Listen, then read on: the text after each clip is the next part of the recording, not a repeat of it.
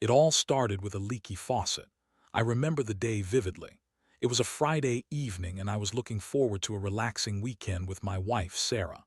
We had been married for 5 years, and while things hadn't always been perfect, I thought we were in a good place. We had our share of arguments, who doesn't? But I genuinely believed we loved each other. However, that evening, everything changed, and I didn't know it yet, but our entire world was about to unravel. The plumbing issue was minor, but it was enough to call someone in. Naturally, I contacted Tom, the local plumber who always seemed to have a solution for everything. He arrived promptly, and I was at work when he began fixing the issue. I remember Sarah mentioning how charming he was when I got home. I shrugged it off, thinking it was just her way of being friendly. After all, she had always been sociable. But in hindsight, that was the first crack in the facade. Over the next few weeks, I noticed some changes in Sarah. She was spending more time on her phone, locking it when I entered the room. She became more secretive, always whispering when she thought I wasn't listening. I convinced myself that I was being paranoid. Maybe it was work stress or something else trivial. But a nagging feeling started to creep into my mind and I couldn't shake it. Then came the day I discovered the truth. It was a Monday, and I had taken a half day from work to catch up on some errands. I walked in on Sarah in the living room, laughing and flirting with Tom. They were sitting too close, and her laughter was a sound I hadn't heard in a long time, genuine and light, something I thought was reserved for us. My heart dropped. I felt like I had walked in on a terrible movie, one where the plot twist blindsides you. I stood frozen, a mix of anger and confusion swirling inside me. They didn't see me at first, but when they finally turned to look at me, I could see the panic in Sarah's eyes. Tom stood up hastily, trying to adjust his shirt as if he could hide the betrayal with clothing. "What the hell is going on here?" I demanded. My voice was steady, but my insides were churning. Sarah stammered, "It's not what it looks like, honey. Tom was just helping me with some plumbing issues." The excuse felt pathetic even as she said it. "Plumbing issues," I echoed, incredulous. "Is that what we're calling it now?" Tom, caught in the crossfire, mumbled something about needing to get back to work before slipping out the door. I felt both anger and sadness boiling inside me. I couldn't believe this was happening. My wife, the woman I trusted, was cheating on me with the plumber. Once it was just the two of us, I confronted her fully, demanding the truth. I wanted to hear her admit it, to say the words I dreaded but needed to hear. She fumbled for words, trying to explain that it was just a fling, just a distraction from our problems. I felt the betrayal wash over me like cold water. Each excuse she made felt like a knife twisting deeper with every word. "You've been distant," she said. "You never listened to me." It was as if my world had flipped upside down. I had been working hard to support us, to provide for our future while she had been busy with him. My heart was shattering, but I was too angry to feel the full weight of the sadness just yet. As I walked away from her, I knew I had to make a decision. I couldn't let this stand. Part of me wanted to scream, to break things, to lash out, but I took a deep breath and reminded myself that I needed to think this through. What was my next move? Did I really want to fight for a relationship built on lies? The thought was nauseating. The betrayal was fresh, and I had never felt so alone. I knew I needed to gather my thoughts and figure out what I truly wanted. But in that moment, all I could feel was wrath brewing within me, and I began to formulate a plan. I wouldn't just let her get away with this. No way.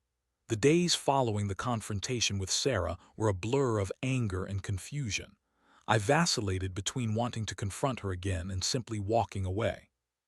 Each time I saw her, I felt this overwhelming wave of rage and hurt that threatened to consume me. How could she betray me like this?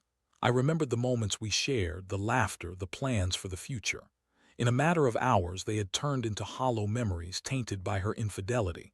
I knew I had to get my head straight, so I did what any guy in my situation would do. I called up my best friend, Mike. He was someone I could trust to tell me the unfiltered truth. We met up at our usual bar, and as I sat across from him, I laid everything out. The affair with the plumber, my confrontation with Sarah, and the emotional roller coaster that followed. Mike listened intently, nodding along as I poured my heart out. "Dude, you've got to do something about this," he said, leaning forward. "Don't just let her off the hook, you deserve better." I appreciated his words, but I felt paralyzed. "What do you mean, do something?" I asked, swirling the ice in my drink. "I mean, there's got to be a way to show her what she's lost. No one should get away with cheating, especially not with the plumber. This isn't just a fling, this is a slap in the face." He replied. The idea stuck. I began to think about how I could turn the tables. I needed to make her understand the chaos she'd created and the gravity of her actions. The thought of revenge was intoxicating. I decided to let her drown in the mess she had made. That night I sat up late, plotting my moves. I wanted to hit her where it hurt the most. First, I needed to collect evidence of her betrayal. I started digging through her belongings, looking for text messages or anything that would confirm my suspicions. I wasn't proud of invading her privacy, but I felt justified. I needed ammunition. It didn't take long to find what I was looking for. I discovered a string of texts between Sarah and Tom that painted a vivid picture of their affair. The flirtatious banter, details of their rendezvous, each notification was like a dagger to my heart. I screenshot everything, compiling the proof of her betrayal. My heart raced as a mix of anger and satisfaction coursed through me. She had been careless, and now she would face the consequences. As the days passed, I executed my plan, letting Sarah think that I was willing to forgive her. I acted normal, even supportive. I listened to her feeble attempts at reconciliation, her rehearsed apologies, and her hollow promises to be better. She thought I was the same oblivious husband she had cheated on, but I was anything but. I was a man plotting his revenge. The moment came when I decided it was time to confront her again. I set the stage, making sure to create an environment that would make her feel comfortable, unaware of the storm about to hit her. I invited her to dinner at our favorite restaurant, a place filled with memories of happier times. She was excited, thinking I was ready to move forward. As we sat across from each other, I pretended to be engaged in conversation, reminiscing about our past and bringing up little things that reminded me of when we fell in love. She smiled, but I noticed the anxiousness in her eyes. The tension was palpable, and I knew she sensed something was off. When dessert arrived, I took a deep breath. "Sarah, I've been thinking a lot about us." I began, gauging her reaction. "About trust and honesty and how important those things are in a marriage." She smiled nervously. "I know things have been rough, but I really want to work on this. I love you and I'm so sorry for everything." It was hard to keep a straight face. "Do you love me, Sarah, or do you just love the idea of me?" I pulled out my phone and slid it across the table, the screenshots of her texts staring back at her. "Because this says otherwise." Her face went pale as she read the messages, her hands trembling. I watched the realization sink in, the horror spreading across her features. "No, no, this isn't what it looks like." She stammered, her voice rising in panic. I leaned in, feeling empowered. "Isn't it? You knew exactly what you were doing. You chose him over me, and now you have to face the consequences." She tried to salvage the situation, throwing out excuses, insisting it was a mistake, that things had changed. But at that moment, I could see the truth in her eyes, the fear of losing everything she took for granted. The woman who had betrayed my trust was now fighting for her place in my life. I relished the feeling of control I had gained. I knew this was just the beginning. Sarah would have to face not only the emotional fallout but the reality of our shattered marriage, and I was ready to let her drown in the mess she had created. After that confrontation, things spiraled quickly. Sarah was in full damage control mode, but I could see through her desperate attempts at remorse. She would cry, beg for forgiveness, and promise that it was over with Tom. But I couldn't shake the feeling of betrayal. Trust had been shattered, and nothing she could say would repair the damage. I decided it was best to keep my distance. I needed time to think about what I truly wanted. I didn't want to rush into a decision, especially with all the emotions swirling around. But at the same time, I couldn't ignore the sense of satisfaction I felt from exposing her lies. It was almost intoxicating, watching her squirm, grappling with the reality that she had crossed a line she couldn't uncross. In the following weeks, I turned my focus inward. I started exercising more, hitting the gym regularly and rediscovering hobbies I had neglected. I began painting again, something I hadn't done since college. It felt liberating to pour my emotions into the canvas, channeling my anger and pain into something creative. Each brushstroke was a release, a cathartic experience that soothed my soul. But in the midst of all this self-reflection, I also made sure to keep my ear to the ground. I reached out to a few friends, mutual acquaintances, to gauge what was happening with Sarah. I needed to know if she was still seeing Tom. Sure enough, one of my friends let slip that she had been seen with him around town. It was like a punch to the gut. Despite her claims to have cut things off, she was still searching for the thrill of that affair. This confirmed my resolve to follow through with my plan for revenge. I would make sure she understood the true implications of her choices. I didn't want to be just the wronged husband. I wanted to be the man who took back his power. So I decided to gather more evidence and, more importantly, to turn the tables in a way that would make her feel the loss of me. The next move was simple. I would let her know that I was moving forward with my life. I started casually dating. Nothing serious, just some fun and distraction. I downloaded a couple of dating apps, swiping through profiles and enjoying the attention. I met a woman named Jessica. She was bright and funny, and we hit it off. We went out for drinks and had a great time. It felt liberating to be around someone new, someone who didn't carry the weight of betrayal and deceit. I made sure to let Sarah know about my outings, dropping subtle hints about my dates. At first, she was visibly upset, her facade cracking as she struggled to hide her jealousy. I watched her squirm as I recounted stories of my adventures with Jessica, each word dripping with intention. I could see how much it bothered her, how she was starting to realize what she had lost. One evening, I returned home after a date, and Sarah was waiting for me. She looked exhausted, having spent the day trying to hold up the illusion of our marriage. "Can we talk?" she asked, her voice trembling.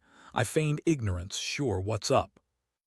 "I know you've been dating," she said, her eyes pleading. "I just didn't think it was going to hurt this much." "Why should it?" I replied coolly. "You made your choice, Sarah. You decided to betray me. You lost the right to dictate how I live my life."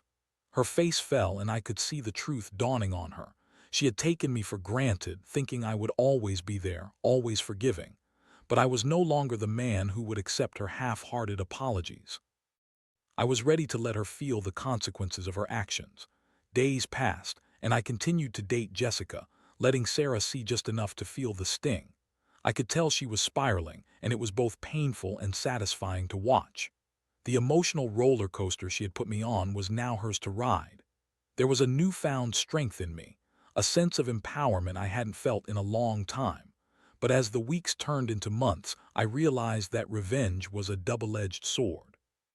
While it felt good to see her squirm, a part of me felt a lingering sadness. I had loved Sarah. We had shared a life together. And despite everything, I couldn't just erase those memories. I started to question if my plan for revenge was truly worth it, or if it was just a way to distract myself from the pain of losing someone I had once cherished. As I wrestled with these emotions, I became increasingly aware of the consequences of my actions. I could see how my behavior was affecting Sarah, how her desperation was becoming palpable. Would I be happy if I completely crushed her spirit, or was there another way to find closure?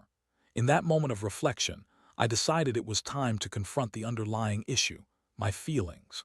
I had to figure out if I wanted to salvage any part of our relationship, or if I was ready to walk away entirely. Either way, the next steps had to be deliberate and clear. The game of revenge was becoming exhausting, and I knew I had to set my sights on a more definitive resolution. The aftermath of my revenge game was weighing heavily on my mind. I had been enjoying the thrill of dating Jessica while letting Sarah feel the sting of her betrayal.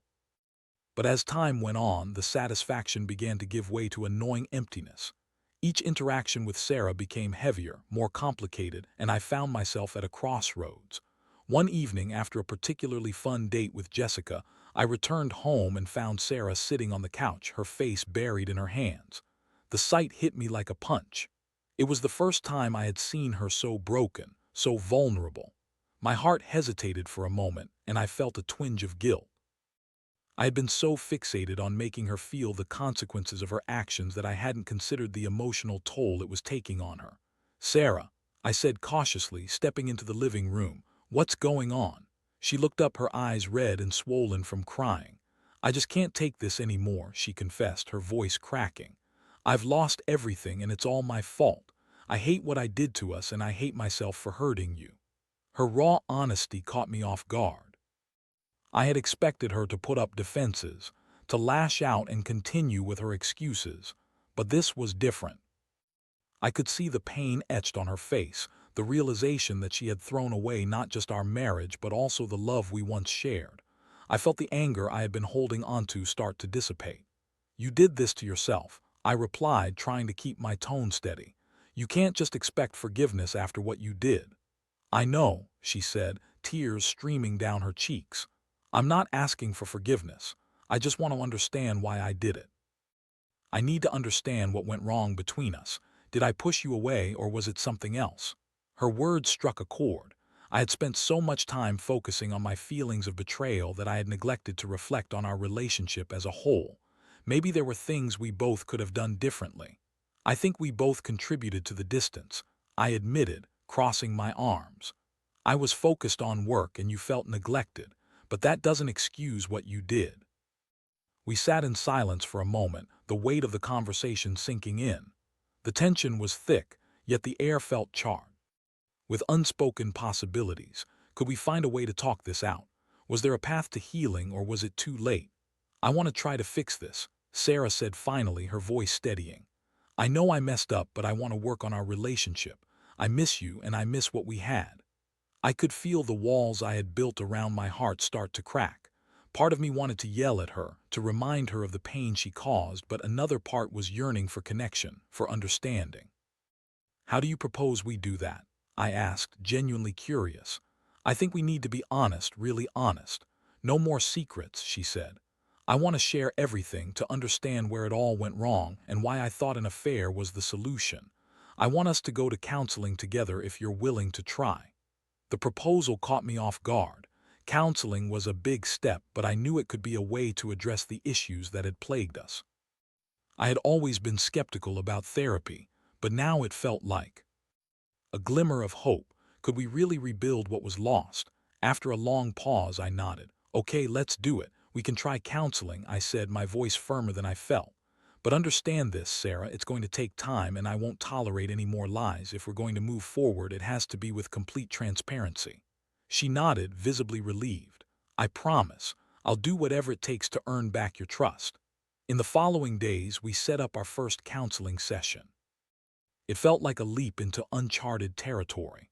I was nervous, unsure of what to expect, but also hopeful that maybe we could unravel the mess we had created together. As we sat in the therapist's office, I felt the tension between us ease a bit. The therapist guided us through discussions about our feelings, our needs, and our past. We talked about our expectations and the ways we had failed each other.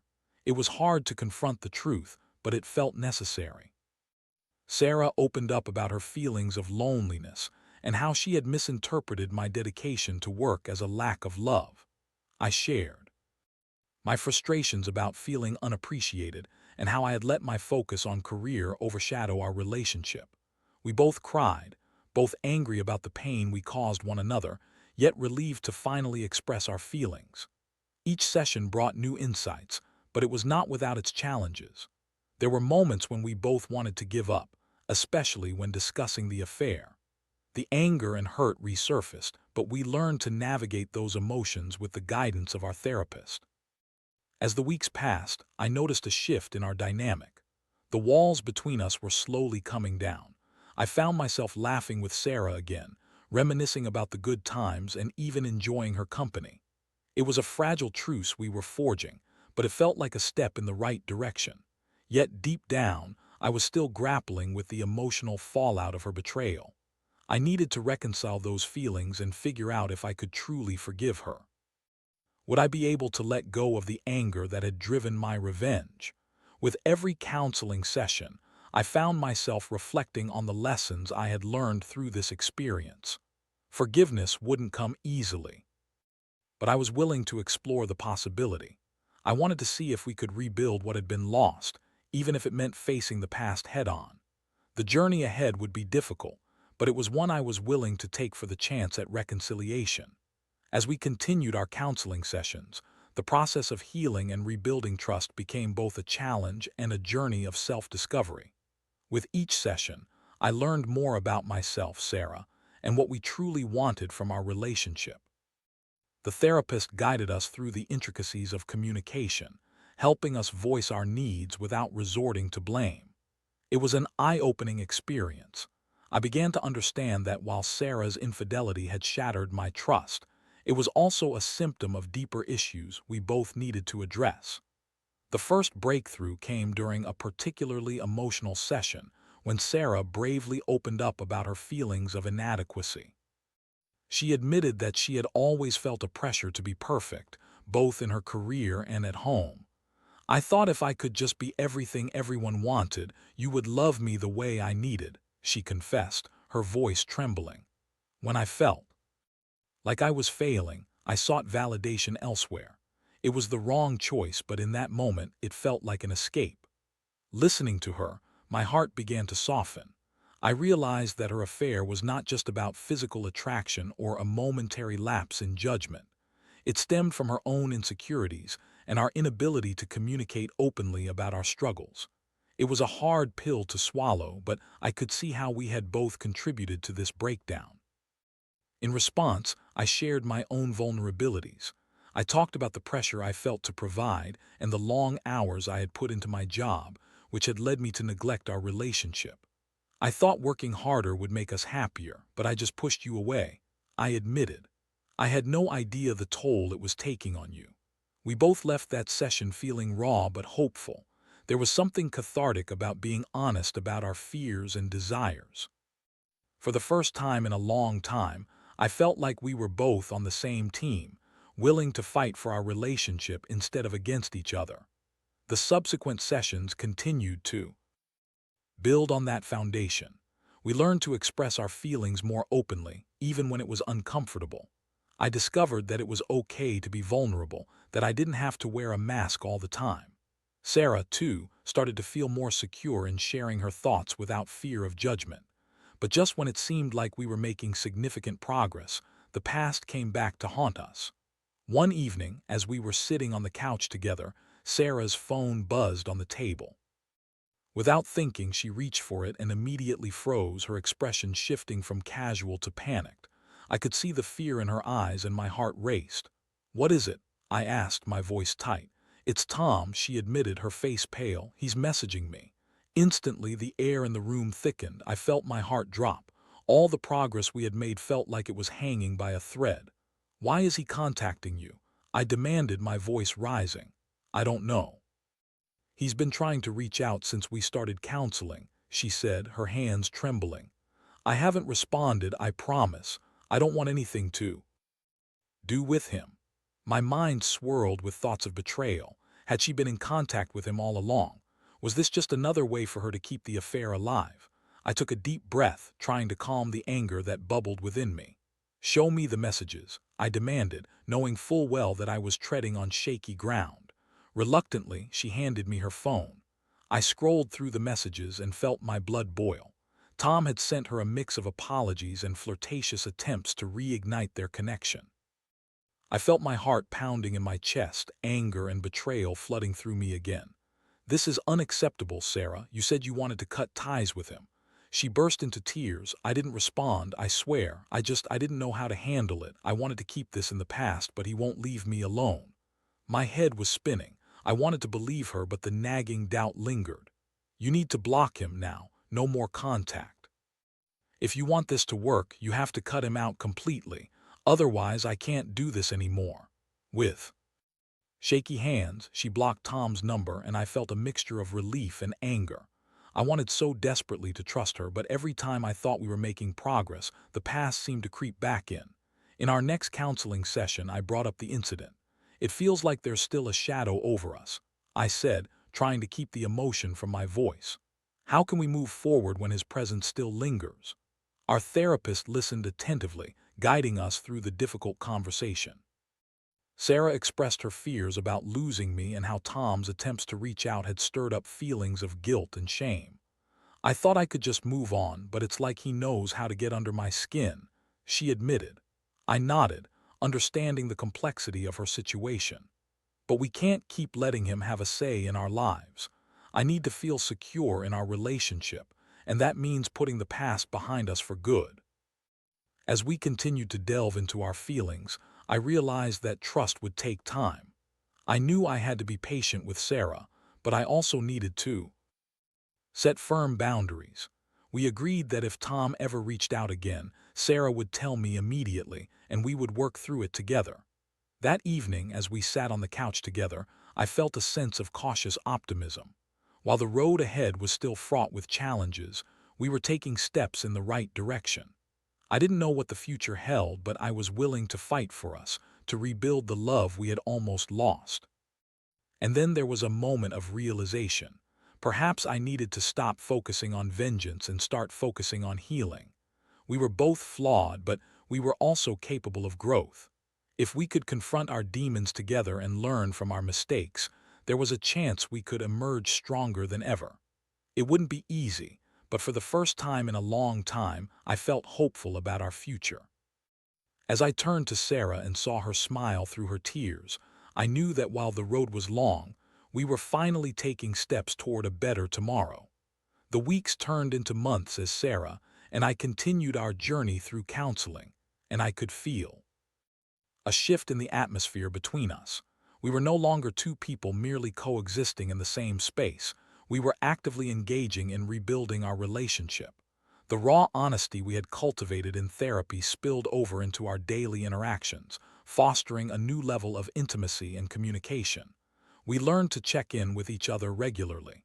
Simple questions like, "How was your day?" or "What's been on your mind?" had become valuable tools. I found that by being open and receptive, I could foster an environment where Sarah felt safe to express her feelings, fears, and experiences without the weight of judgment. In return, I shared my own vulnerabilities, and as we did, I felt those walls between us crumble just a bit more. One evening, during one of our check-ins, Sarah looked unusually pensive. Her eyes were distant as she stared out the window, lost in thought. I set down my book and turned to her. "What's on your mind?" I asked gently. She sighed, her shoulders sagging. "I've been thinking about how we got here," she said. "About the affair and how I made those choices. I'm working hard to forgive myself. But it's so hard to let go of the guilt." I reached for her hand, squeezing it gently. "You need to be kind to yourself. It was a mistake and you acknowledge it. We're both working to make this right together. It's okay to feel guilty, but don't let it define who you are now." She nodded, her eyes glistening with unshed tears. "I just wish I could take it all back. I never wanted to hurt you." "I know," I replied, pulling her closer, "but we can't change the past. All we can do is focus on the present and the future. We're here now, and that's what matters." As the months passed, we continued to attend our sessions, and I began to see the transformation in Sarah. She was becoming more confident, more self-aware, and it was beautiful to witness. The burden of guilt was slowly lifting, and I could feel our connection deepening. Eventually, we reached a point where our therapist suggested we explore the idea of renewing our vows.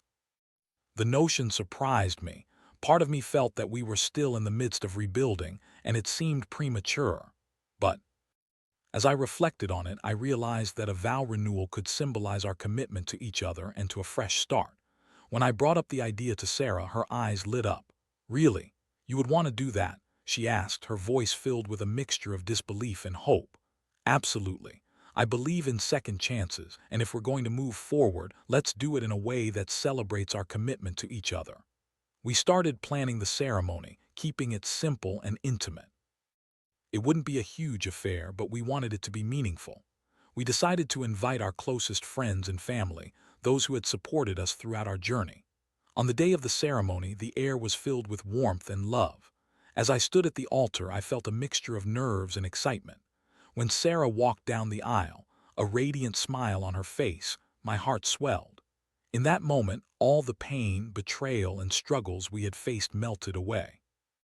As we exchanged our vows, I felt a renewed sense of commitment.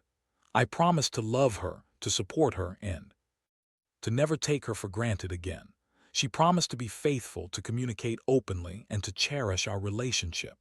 In those words, I felt the weight of our past lift, and the promise of our future became crystal clear.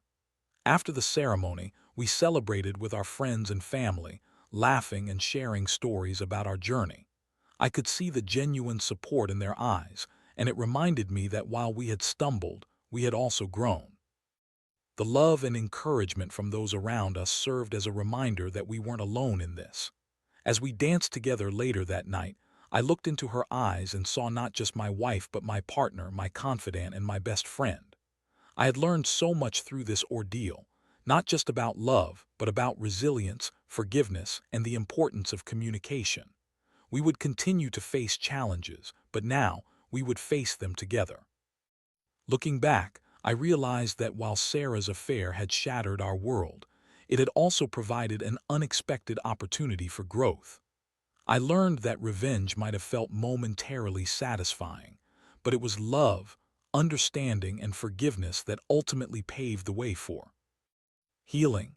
As we swayed to the music, I couldn't help but feel grateful for the journey we had taken together.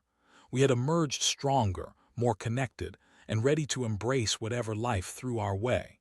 In that moment, I understood that love isn't just about the perfect moments. It's about weathering the storms and choosing each other time and time again. And that's exactly what I plan to do.